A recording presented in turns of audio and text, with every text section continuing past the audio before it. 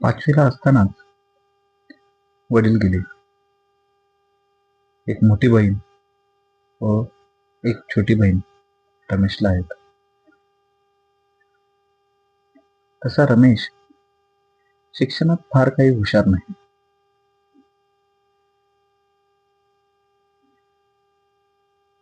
पण त्याला पुढे शिकायचा निर्णय त्याची आई घेते.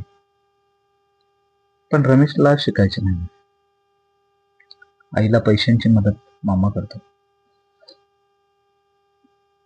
महत्वाचे म्हणजे रमेशचे आणि मामाचे गाव एकच आहे. मामाच्या शेताला लागून रमेशची शेती आहे. रमेशला म्हशी, बैल, गाई यामध्ये खूप आवड आहे. त्यामुळे त्याचा जास्त वेळ शेतावर जातो. तशी त्याच्या वयाची मुले शाळेत जातात आणि घरी आली की बॅट बॉल, कबड्डी, लपाछपी, चिच्चीत कोंबडा, पकडापकडी असे खेळ खेळतात. पण रमेश मात्र म्हशी, गाई आणि बैल व शेती यातच त्याचा वेळ घालवत आहे. कसा तरी रमेश 7वी पर्यंत शिकला आणि त्याने शाळा सोडली. रमेशचा मामा भेंडी, काकडी, मिरची ही शेती करायचा. त्याला आता हक्काचा माणूस भेटला. तोही मामाला कधीही मदतीला तयार असायचा, अगदी रात्री अपरात्री. रमेश मामाला मदत करत आहेच, शिवाय त्याची शेती पाहत आहे. मामाने त्याला बैलगाडी घेतली आहे.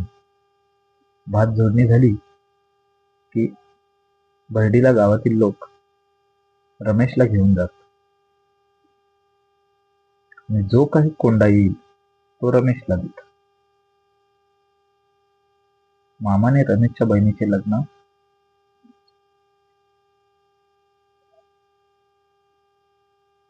करायला घेतले आहे. एक चांगला स्थळ आणून तिचे ते लग्न करतात. त्यामुळे रमेशच्या आईच्या डोक्यावरचे ओझे कमी झाले. आई आता रमेशला स्वतःहून सांगत आहे की मामाला शेतात मदत कर. रमेशचे मामा फार श्रीमंत नाहीत, पण त्यांना त्यांची जबाबदारी समजते. रमेश आता 17 वर्षाचा झाला आहे. रमेशला एकही मित्र नाही. शिवाय तो एकटा राहणे पसंत करतो.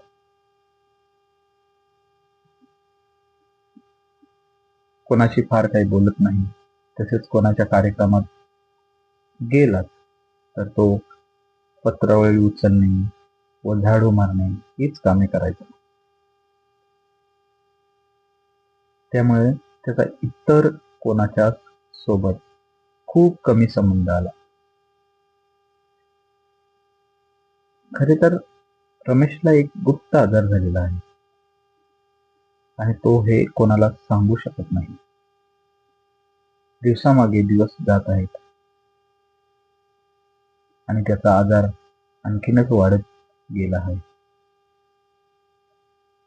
काय करावे किंवा त्यावर काही उपचार असतो असे त्याला तर माहिती नाही. रोज मनात खूप वेगवेगळे विचार यायचे. काय करावे, कसे करावे, का आपण आत्महत्या करावी, मग आईचे काय, बहिणीचे लग्न कसे होईल, आई काय करेल, हा एक विचार त्याला आत्महत्यापासून दूर करत ढकलत होता. कोणी मित्र नाही तर त्याच्याकडे व्यक्त होईल. रमेश आता लग्नाचा झाला आहे. आई आणि मामाचे मत आहे की दोघा बहीण भावांचे लग्न एकाच वेळेस करून तेवढाच खर्च कमी होईल. मग त्यांनी रमेशला सांगितले की तुझे आणि पिंकीचे लग्न या वर्षी करणार आहे. तर रमेश तर नाही नाही करत होता. मामाने त्याला समजावले की तू जरा जगात फिरत जा थोडा. कदाचित मामाला वाटत असेल की हा बाहेर जात नाही, त्यामुळे याला फिमेल आकर्षण राहिले नाही. थोड्याच दिवसात पिंकीला पाहायला मुलगा येतो व तो तिला पसंत करतो.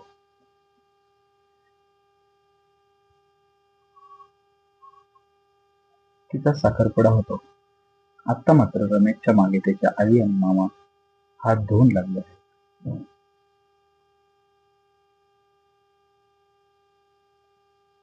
पण रमेश काही तयार होत नाही.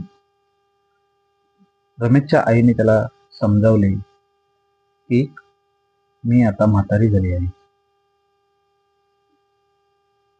किती कामे असतात घरात, मला नाही जमणार.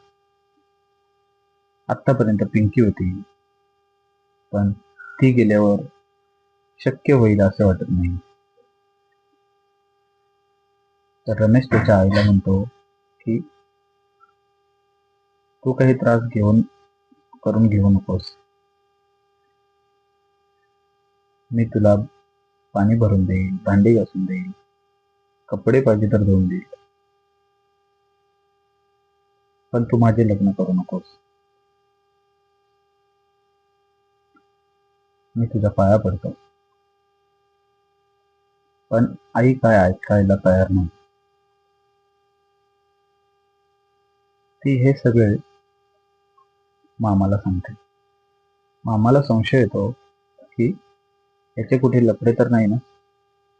मग तो एक दिवस रमेशला विचारतो की काय रे, कुठे लफडे गेले आहेत? त्यावर रमेश म्हणतो की कुठे नाही. का?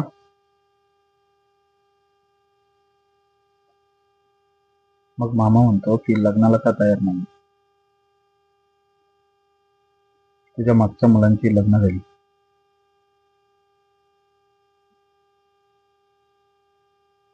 त्यावर रमेश म्हणतो की मला लग्न नाही करायचे,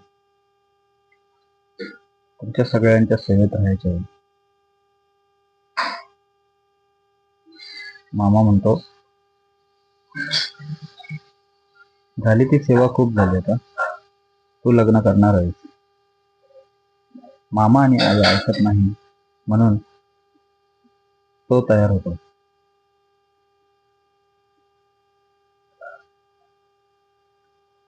आज आई कोंबडा कापते व मामाला तसेच पिंकीच्या होणाऱ्या नवऱ्याला जेवायला बोलवते.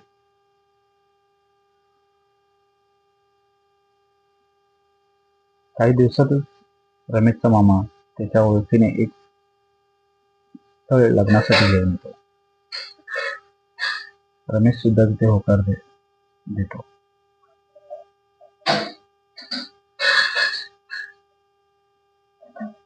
रमेशकडे होते म्हणून साखरपुडा मुलीच्या वडिलांनी चांगल्या पद्धतीने केला. लग्नाची तारीख काढली, पत्रिका छापायला टाकल्या.